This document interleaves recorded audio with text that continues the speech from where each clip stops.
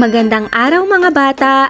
Halina at pag-aralan natin ang tungkol sa relatibong lokasyon ng Pilipinas sa Araling Panlipunan, Unang Quarter, Matatag Curriculum.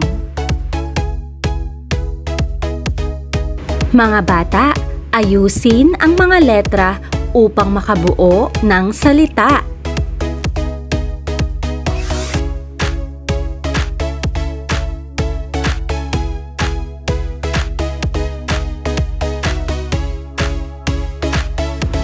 Tama mga bata, ang sagot ay relatibong lokasyon.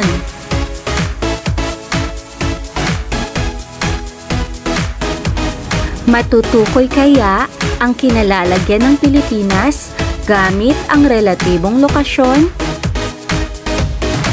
May alam ka ba kung ano ang relatibong lokasyon? Ang relatibong lokasyon ay tumutukoy sa posisyon ng isang lugar batay sa kinaroroonan ng iba pang mga lugar sa paligid nito. Hindi ito gumagamit ng eksaktong mga koordinato tulad ng latitude at longitude, kundi binibigyang diin ang relasyon ng isang lugar sa ibang lugar sa pamamagitan ng mga palatandaan o direksyon. Mga halimbawa ng relatibong lokasyon ayon sa mga hangganan. Ang Pilipinas ay nasa silangan ng Vietnam. Ang Baguio City ay nasa hilagang bahagi ng Luzon.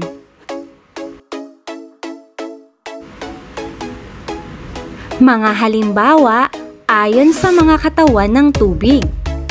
Ang Maynila ay malapit sa loob ng Maynila.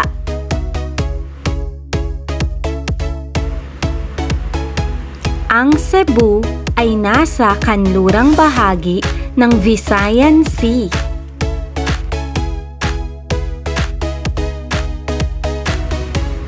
Mga halimbawa ayon sa mga lungsod o bayan.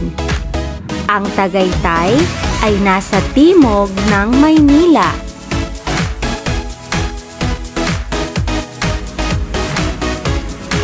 Ang San Fernando, La Union ay nasa hilaga ng Dagupan City.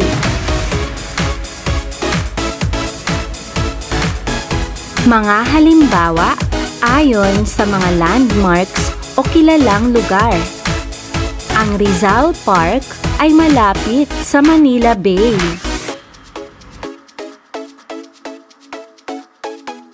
Ang Chocolate Hills ay nasa Bohol sa kanluran ng Tagbilaran City.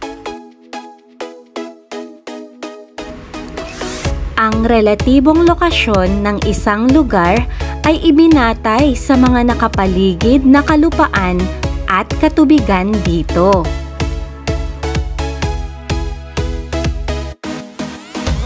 Sagutin natin mga bata, ano ang mga katubigan na nakapalibot sa Pilipinas?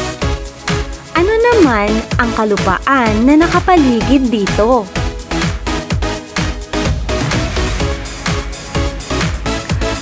Ang mga kalupaan at katubigan na nakapalibot sa Pilipinas ay ang Lagusang Bashi at Taiwan sa hilaga.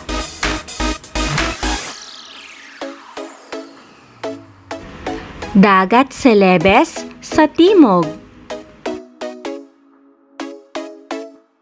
Sa silangan, matatagpuan ang Karagatang Pasipiko o Pacific Ocean.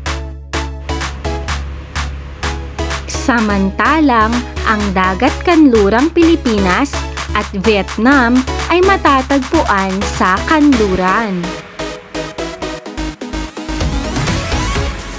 Ito ang mga kalupaan at katubigan na nakapalibot sa Pilipinas sa hilaga, timog, kanluran at silangan.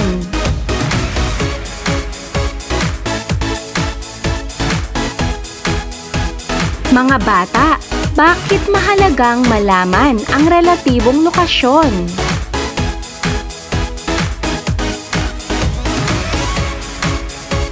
Para sa pagsasanay na gawain, hanapin sa loob ng kahon ang tinutukoy sa bawat bilang.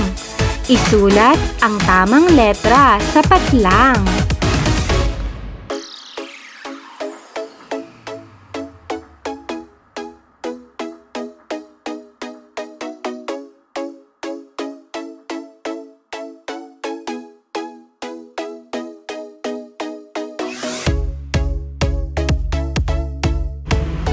Hanggang sa muli, mga Anli Space Kids!